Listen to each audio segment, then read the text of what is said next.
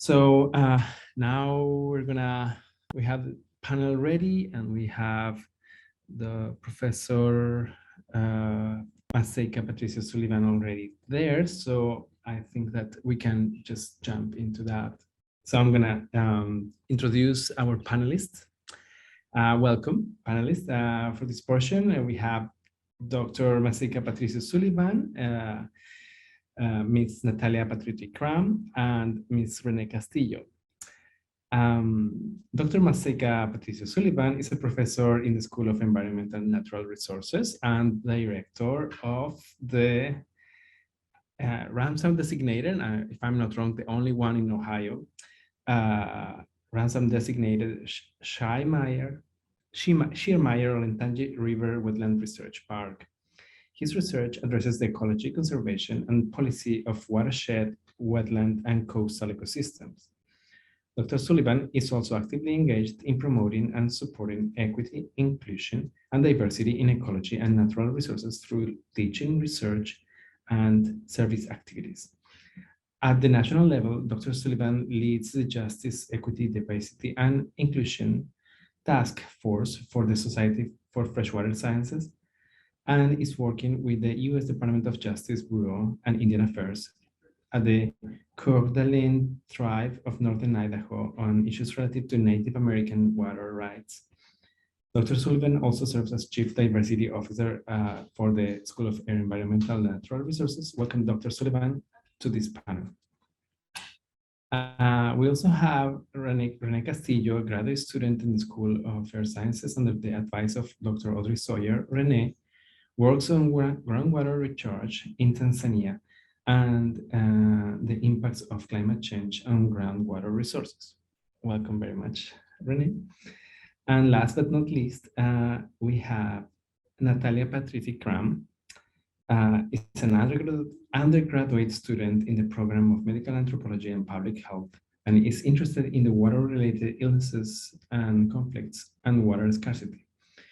Welcome, Natalia, and thank you very much for your presence. Let's start. So we'll turn the discussion over to you, panelists, and we'd love to hear your reactions to Dr. Colón's address. And Dr. Colón as well, feel free to also make questions of the panelists. Okay, let's start. I can help by getting things started, but I would just say, muchísimas gracias, Dr. Colón. That was a great insight, and really wonderful to hear your story and your thoughts. And it's great to be here. So thanks so much for that. One of the pieces I guess I was thinking about a lot when you were talking was the role of science advocacy. And you talked about that some, and I think it's such an interesting challenge that, and I think some of the questions were related to this as well that you received, but working in academics, oftentimes I think there's a lot of barriers to science advocacy in terms of it's not part of the structure for young scientists, for faculty. In fact, I remember early on in my career, you're actively discouraged from participating in science advocacy because it's, I think there's a concern that it borders on, it gets away from sort of the peer-reviewed, really straight up type of science. I've spent a lot of my career, recent years, particularly involved in science advocacy at the federal level, going to Congress and talking about water rights and the Clean Water Act and what rules, what waters are protected under the Clean Water Act. But I think it's maybe something worth talking about a little bit more, because my personal view on this is that academics and scientists in academics should be doing the policy as well, or should be doing the advocacy, and that's not, it's not an either or, and that we want folks who are working and experts in these fields to be able to go out and represent the science, represent the communities that need that science.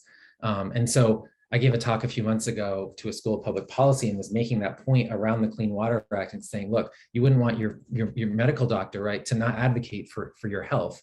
As scientists, we need to be advocating, right, for the science that we do. But this is not something that I think that the academy and our administrations, university administrations necessarily supports. So I just wanted to put that out there because I think it's a really important conversation for all of us, particularly for students coming along, to think about what potential careers and how you can make an impact. That it doesn't have to be an either or. I think you can make that impact from various places. I'm just curious what other people on the panel think about that, or Dr. Colón, what your thoughts on that are.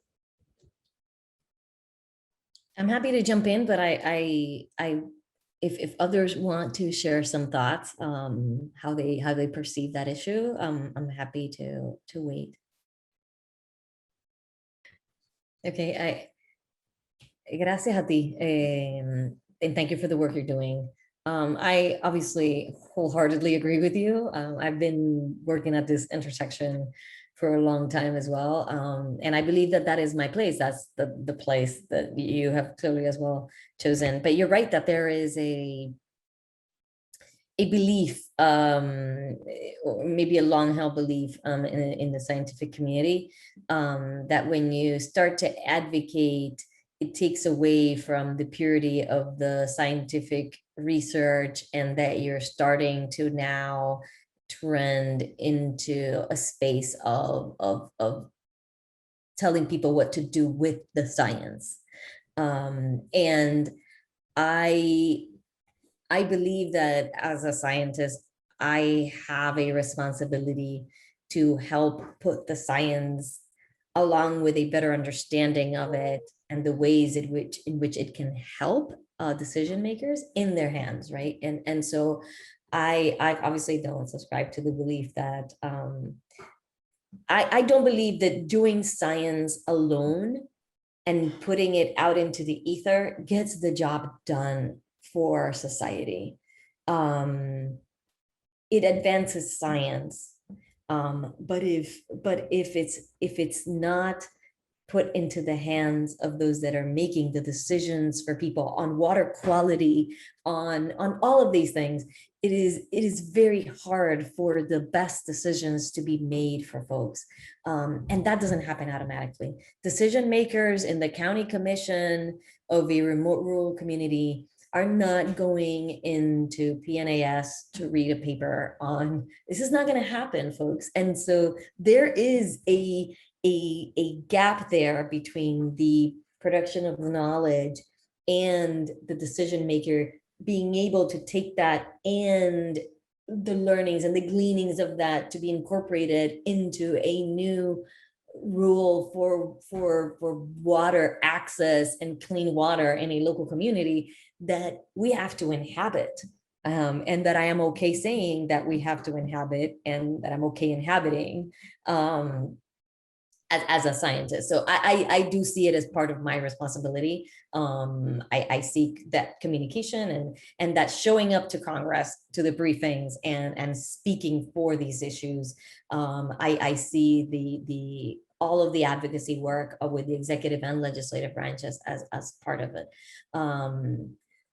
All of that for the students in the room starts early on, as you start to see the connections between the work that you're doing and that you're passionate about and how it impacts people's lives, right? And so we begin that process. I call it scientific civic engagement, in the way in which we interact with our community, right? In your presence at the science fair as a judge, in your social media, where you're sharing knowledge, in the fighting misinformation about vaccines on Miami radio for Dr. Colón, in all of these ways in which I feel that I am called to ensure that people have science at their fingertips in a way that they can use it to improve their own lives. So I'm a big proponent of this. I was very soon after the 2016 election, I was giving a talk at a university, and somebody asked me whether I thought that wasn't doing doing politics, and that wouldn't interfere with the pure work of just doing the science. And my response at the time, and I think it would still be my response, if you don't want to understand the policy process and the politics that sometimes permeate that process, that's well and good, and you can stay in your purely research and academic lane and put your research out into the world and hope that others take it forward. But if you choose to not understand how this process works, how the money moves, what are the levers of power, who's making the decisions, you don't want to have anything, you don't want to have anything to do with politics, I can almost guarantee that at some point politics will be done to you, to your research funding, to the level of research that you're allowed to do, to what cell lines you're allowed to use, and in the way that decisions that are not informed by science will trickle down into your lives, in your community, in your neighborhood, whether it's the water quality, or is your ability to rebound after a category 4 or 5 storm in Miami, and how much that science is there for you and is incorporated into the plan is really up to the people that are doing the advocacy. Yeah, one of the things we've talked about, and then I'll, if Natalie or Renee, if you have thoughts on this too, I think we'd love to hear them, is that, one of the pieces that I've started talking this about is like, we need to think about the full life cycle of our science, right? So it's not just applying for the grant and getting the money and then having all of us students and faculty working on it and then publishing it. It's stepping beyond the journal page. And the life cycle then has to include the advocacy for it, right? And that next step. And so phrased that way, people, at least the public, seems to get it a little bit like, oh, so that's part of the whole vision versus something that's extra, right? So that's great insight, thank you. Yeah, I think we figured out the technical difficulties. So I'm going to give Renee and Natalia a chance to speak. But the sound in the in-person room might change a little bit. There we go. Okay, you have mentioned a couple of times that you found yourself in situations where you are either the first woman Latina in your case, or one of the few. Can you talk about those experiences and advices for people from underrepresented groups that might find themselves in similar positions to yourself, of being like the only ones or the first ones in spaces where they don't necessarily feel fully comfortable being in? Sure. I don't think I have all the answers to this, or there isn't a silver bullet to make those experiences completely smooth.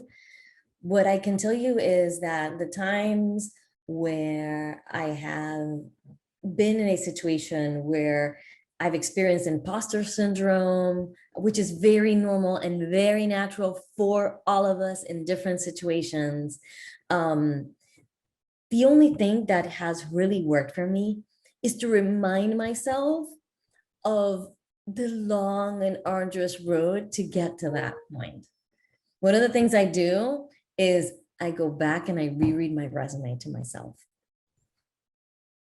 And that can take many shapes at whatever stage in your career you are at. Go back and look at your transcript. Go back and think about all the sacrifices, the long journey, the hard days, the hard work put in, and you will ultimately conclude that you deserve to be there, that your voice deserves to be heard. And I come to this with those same, sometimes concerns and fears as I have entered these rooms many times for the first time, or as one of the few. But I keep in mind the sacrifices of my family. I keep in mind that my mother paid for my education at the University of Puerto Rico at $30 a credit back then. The state school, which my family could afford, which gave me a fantastic education that is has put me in an enviable position to be able to work alongside colleagues that come from many different types of organizations.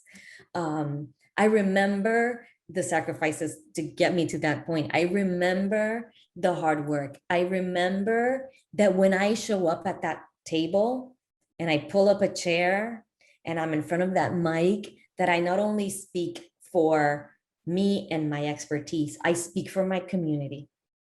I speak for women scientists. When I showed up at the United Nations with a delegation during my time at the State Department, and the chair would say, the chair recognizes the United States. That I had the chance to speak for the United States.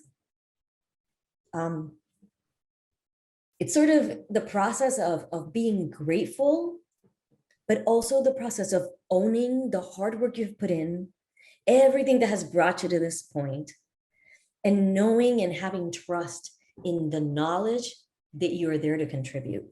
And so that's how I have come to understand my role and my place in those rooms where I may be one of the few of many things, and understanding that I earned it and I own it and I deserve to be there, and I will be heard. Thank you so much. That was a great question, and also a very touching answer. Thank you very much. I think it talks to everybody at some point. Now I pass the microphone to Rene. Please share us with you your reactions or questions. Okay, hello.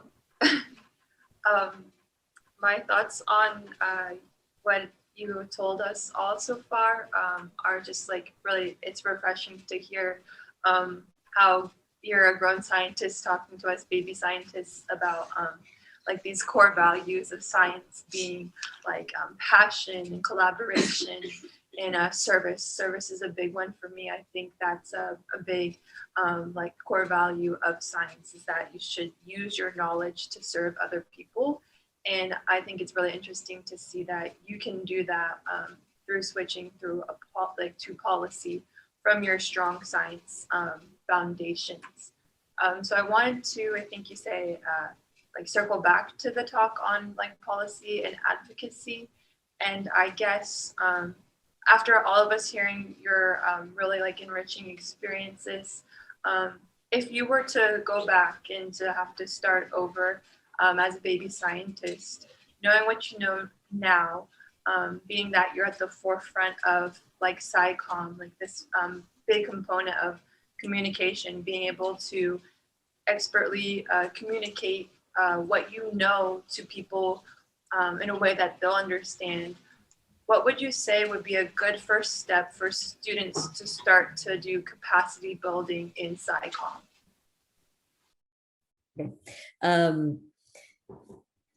I think science communication should be an integral part of any grad school training, full stop. That's I believe that wholeheartedly. It is how Dr. Sullivan is able to stand in front of Congress and tell them what time it is, how these things are impacting communities.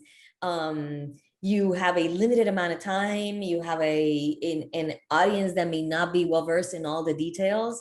And I think that the way that science confronts the challenges that we are now faced with is in better preparing our baby scientists for telling the story of science, right? For telling the story of our discoveries, for making science accessible. You know, scientists for a long time spoke to only themselves at conferences, speak to other scientists, that's great. But there's this whole world of people that should hear about the amazing work that scientists do. So I think science comms is a very important part.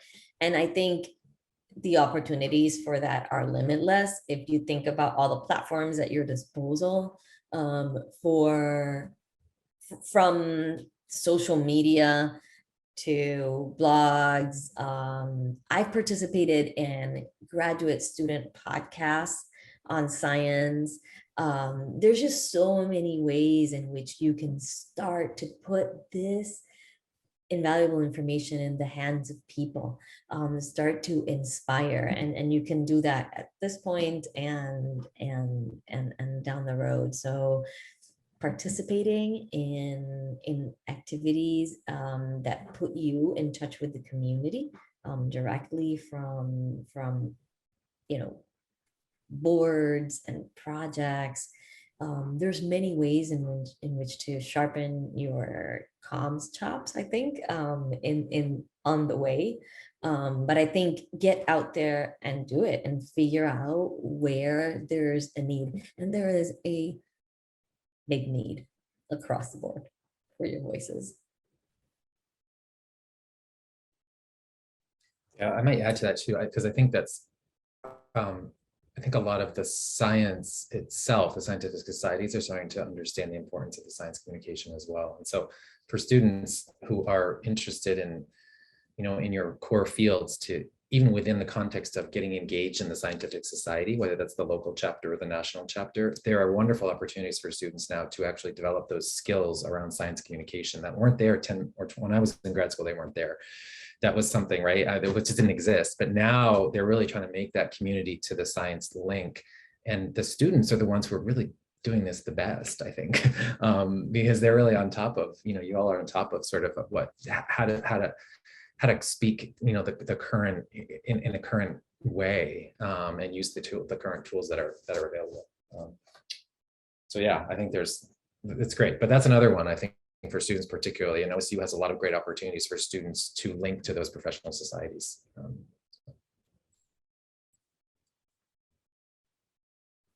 remember SACNAS had a great leadership program as well, for students, which I am sure is another opportunity.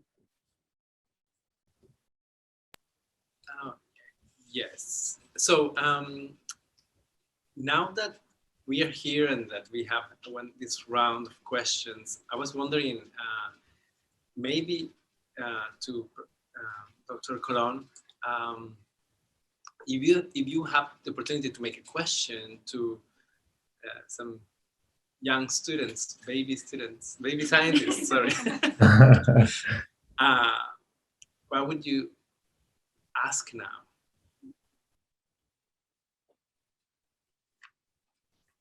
I think that I would like to know how you see those opportunities that were just described as the opportunities that are available.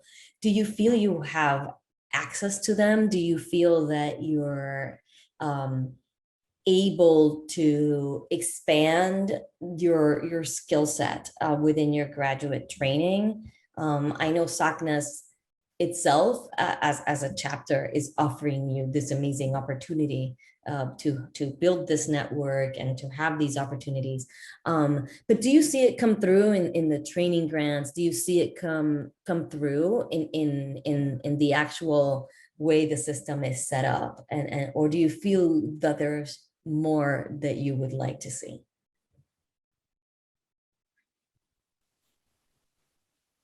Okay, so I'm a baby scientist. I am an undergraduate student, and we do touch a little bit on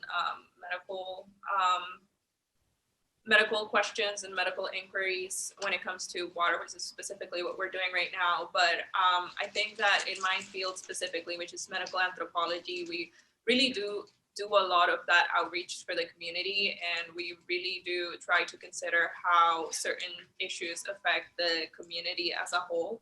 And as someone that wants to go into public health for my graduate studies or continue with medical anthropology, I think it is very useful to not only do that in my research, but also have that community outreach in student orgs like SACNAS. I'm also in the anthropology outreach club, so we do go to museums and explain to kids like, hey, bones are cool, but anthropology is just more than skeletons, and it's also really cool. So I really do think that Ohio State has offered me the opportunities that I need to be able to do that outreach that I've always wanted to do with the community, and I think that I will look for no less in any graduate program that I choose to go to next. Okay, I'm sorry. You'll have to remind me the question again. I'm so sorry.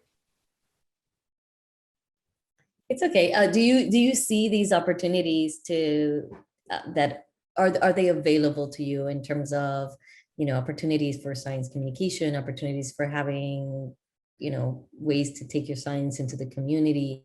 Are there opportunities for training that come through the grants that you're funded on, for example, in grad school, et cetera? I'm trying to figure out how much things have really changed and how much you guys need me to advocate for you in Washington. I think the floor is yours, Rene. Okay. I'm sorry. I think my experience is unique because I started during COVID, so a lot was virtual. But I don't think that through my department, these opportunities are available, specifically even for like minority students reaching out to other underrepresented populations here at Ohio State. I think it really falls down onto the student to be a self-starter and to go do that within the community, not supported by grants, not supported by trainings. But again, that could just be a big aspect of things have kind of slipped through the cracks because we're in COVID and it's kind of been a transition from in-person to virtual and then virtual back to in-person. So I definitely see how those opportunities could be lost because of that. And I see how it's hard to maintain that for students. So that's just my answer. I'm sorry.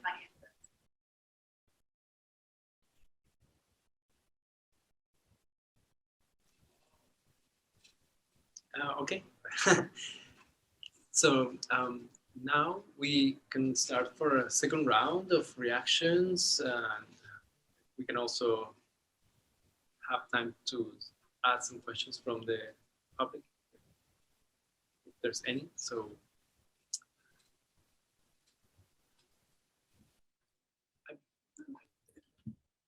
Sorry, we could go back to a couple that we have online. Actually, yeah, we had an answer to Dr. Colón's question from Mažeika. I would like to see more funded opportunities, especially for international students, because most funded positions are restricted to US residents. So I think she's talking about things like the NSF GRFP and NASA grants and things like that. And I wholeheartedly agree. Yeah, let's see, we've touched on imposter syndrome from the questions in the chat. There was a question about like fellowships like AAAS and NAUS, but like how as a current student could one get more involved in this type of like bridging the science policy gap? Alexandra Carolinas Bermudez asked this question. She is our current recruitment chair for the chapter for SACNAS. She says, I've been thinking about my career opportunities and I'm very familiar with the research jobs, but not so much about the policy work. So I guess it's kind of like about how to dip your toes in. And I'm sure, Mažeika, if you have any thoughts at Ohio State, that would be most welcome as well, but I'll give it to Dr. Colón. I think I can just quickly jump in to say that some people make the transition from academia into policy through fellowships. There's a number of fellowships. The National Academies has a fellowship called the Merzion Fellowship, where you spend some time at the academies, a couple of months, which is a very simple way to dip your toe into policy for a brief amount of time. There's of course the AAAS fellowship. There's other fellowships that are not specifically science, but you can be a scientist in those fellowships as you make your foray into the government. And then there's the idea that there are some jobs across the nonprofit sector, in think tanks, in nonprofits, that are where a lot of these policy recommendations for the government get seeded and made. And then they make their way into government, but it's a place where experts also reside and put forward their expertise. And it's sort of in that in between society and the policymakers. And then there's ways also of joining government directly, not through a fellowship, but sometimes in the area of expertise of a specific scientist. So one place where, you could think as related to what we talked about, the work on water quality. One agency that does work on water quality all the time is the EPA, right? And so there could be a place, there are places, many places for scientists to work directly on some of these issues where they have expertise through the federal government and the agencies that have oversight over these issues. But I'll let you speak as well. Yeah, so at OSU, I mean, it's a great question. And I think, Rene, to your point, I do think that there, como se dice, como brechas, like there's some holes, some gaps that exist in OSU. I think there's obviously more opportunities at the graduate level than the undergraduate level. And then I think also just the timing of this because of COVID and the restrictions closed a lot of, widened those gaps. That said, there are opportunities that I think Dr. Colón was absolutely right. There are fellowships around many different fields. Like I'm familiar with a lot of the ones around water or environmental conservation, those sorts of pieces for policy, specifically for policy. And it is really to bridge that. Like, do you have have you been working towards your degree in more of a natural science or more of a strict science field? And this is an opportunity to expand into policy. The other one, not to play broken record, but the societies themselves often have opportunities as well. So whatever your home society is, whether it's an engineering society or whatever that society is, and if you don't know what that is, so something to really dig into, because that can be a wonderful resource.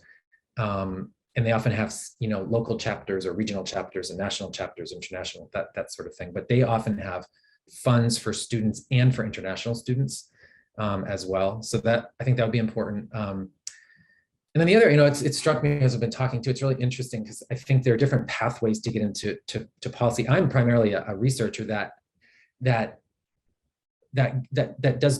engages in policy work because of the importance of the research that I'm involved in, or that teams that I work with are involved in. Dr. Colón has had a very different trajectory, right? In some ways, but in the end, I guess the point I'm making is there's multiple pathways to affect that policy. And so sometimes for some of you, it may be maybe you want to start thinking about, and I think Dr. Colón is absolutely right, like take the opportunities that you have to get training now, whether it's your undergrad or grad in science communication, in policy. You often can take those classes or those sorts of opportunities, outreach or others, as you're here as well, so that you're prepping yourself for opportunities that may come up. Fellowships are great, but if you can actually get that as part of your transcript and as part of your record and as part of your training, that's really good as well. And I guess I just wanted to add one thing, like while I'm talking, I guess, because it really struck me. I think when you were talking about, so for SACNAs and for underrepresented folks in general across the board, how do we work in these spaces? And I think it's owning it, right? But also starting to understand that you're bringing value added. It took me so long to get to that point to try to recognize that. Y si tú puedes hacerlo en español, that's even better, right? Or your own language, whatever that is, but to be able to communicate in different, that's value added, right? And I think sometimes we undersell that. And I remember when I was in grad school, I had an advisor come and say, listen, why aren't you more involved in some of these organizations? Or you can make a big difference because of the intersectionality of cultures and languages and these sorts of things. And wherever you're coming from, it's value added. And I think when you start to understand that you're bringing this unique skill set, you're bringing these unique perspectives, and you're bringing the science, and you're bringing the policy, all of a sudden, maybe you start to look at it in a different way. And it takes folks time to get there. And it's not a race, but I just really appreciate your comments on that, Dr. Colón. And I think for students, and I talk to a lot of students about this, I run largely a bilingual lab, and it's the value added though that you're bringing to the field and the perspectives, and to be able to go back to your communities and is just tremendous. And so I think some of it is just realizing, wow, that you have a lot of worth, not only as a human being, but also because of that intersectionality of what you can do in the context of those fields. So I think that's really important. At OSU, I don't think we lift that up as much as we need to, but we're working on it. So thank you very much for that, Dr. Sullivan. I want to take the chance to see that on that reflections, I would like to know also, like, what are the takeaway, one or two ideas that you get from this event now that as a way to wrap it up. So I'll pass the micro to Rene and Natalia, and I'm very curious about it.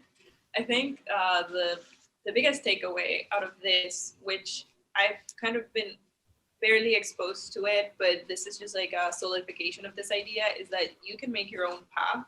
And a lot that Dr. Colón said was that, you know, opportunities are not always going to be like a job posting. Sometimes you have to like be there and say, this is what I can do. I will bring this asset to your team. I'm functional here. And I think that's something I never thought about like going into my undergrad. I was like, I'm going to complete this degree because there are these specific jobs that I can apply to, which is very useful. It's very useful to have that guide. But the idea that I know that my interests are also like, are very cross. Like I really like science. I really like sociology. I really like the impact of science in smaller groups of people and understanding why their culture might affect the way we develop projects and everything like that. All of that is possible to do. It's just, you might not find like a specific job posting for the specific position, but seeing that there's people out there who created that path for themselves is like really inspiring. And I think that's like one of the main takeaways I get from this. Okay. How do I say it? I guess I have two thoughts on the takeaways from everything, and it's going to be that, like, well, first I just want to say thank you for your leadership, because I think leadership is being willing to go first, and clearly you've done that for us. Like you've set the standard, you know, going first and showing us that like it is possible. So I guess that's a big takeaway, is to just like for us to go out and be students and leaders in science in whatever field, and being willing to go first and have like that courage. But then also that like science is like so much more than just like math and textbooks and my research, right? That it's actually like a actual team sport. There's policy that goes into it. There's like, I guess, like sociology and like the humanity aspect that sometimes gets lost by like, I feel like students with scientific brains who are locked in their lab late at night typing away on or using pipettes, right? But you really bring that again to the forefront of our minds and show us like that we need to be collaborative, and that we need to lean into those other areas, like the soft skills that we may not be as like well-rounded in, because we are so focused on the tech skills, but it's important because, again, science is a team sport. Dr. Sullivan, your thoughts, please. I can't say it better than you both just did. That was wonderful. I think you said it perfectly. And other than the fact that it's so, every time I'm at an event like this, it's just so wonderful to see the, young scientists coming through and inspirational people like Dr. Colón. So I have nothing else to add. That was perfectly said. So it's just been a great pleasure. Yeah. Thank you very much. And before we pass for last thoughts to Dr. Colón, I just want to wrap it up here. Thank you very much to our panelists for this discussion. I want to thank the leaders of SHAPE and SACNAS as well for organizing this, to our advisors, Yolanda Cepeda, Marcela Hernandez, and the Office of Diversity and Inclusion that made this possible. And Research Commons for helping us. Research Commons and the University Council for Latinx Organizations that helped also with the Catherine. And special thanks to all the people that attended in person here. We really appreciate this post-pandemic world is even more challenging than what we thought. And huge and very important thanks to Dr. Colón and wonderful address, intervention. But I have some upcoming events that take the opportunity to say. For ODI, we have an event coming March 30, the Fruits of Labor film screening. March 30 from 4 to 6 in the Saxby Auditorium of Trinco Hall. For SACNAS, we have elections and the end of year gathering, so please get involved as well. Now you know that a little bit more of what we do at SACNAS. And for SHAPE, also the general body meetings that you want to be part of, Hispanic engineers meetings, Thursdays at 5:30.